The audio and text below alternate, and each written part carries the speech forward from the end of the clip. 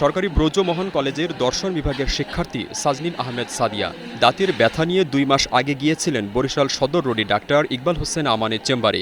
সাদিয়ার দাঁতের বিভিন্ন পরীক্ষা নিরীক্ষা শেষে আক্কেল দাঁত সোজা করতে টিথ এলাইনার স্থাপন করেন তিনি। পরবর্তীতে আক্কেল দাঁতের পাশের আরেকটি দাঁতে সমস্যা দেখা দেয়। পুনরায় ডাক্তার ইকবালের কাছে গেলে তিনি সেই দাঁতে রুট ক্যানেল করে দেন।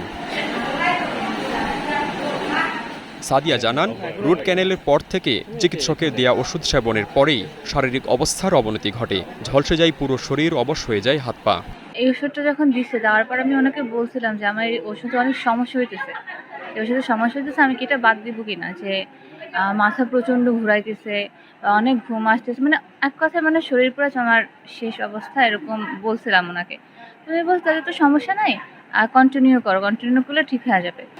অবস্থার অবনতি হলে গত 26 সেপ্টেম্বর শেরে বাংলা মেডিকেল কলেজ হাসপাতালে ভর্তি করা হয় সাদিয়াকে। ওর বাবা এসে দেখে মেয়ে বেশি অসুস্থ, তখন আমরা সরোয়ার স্যারের কাছে নিয়ে গেছি আর কি।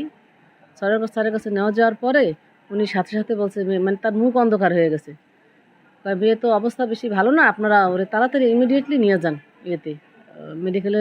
উনি আবার লিখে দিয়েছে, রেফার করে দিয়েছে, তো আমরা এখানে ভর্তি হয়েছি আর কি। এখানে আইসাও তারা আমি ফোন দিছি, সে ফোন রিসিভ করে নাই।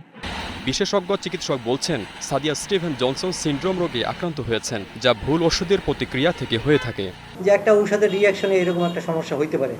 হ্যাঁ, কিছু একটা ঔষধের রিয়াকশনে একটা রোগ হয়, হ্যাঁ, একটা সাইড এফেক্ট হয়, যেটা স্টিভেন জনসন সিন্ড্রোম বলে।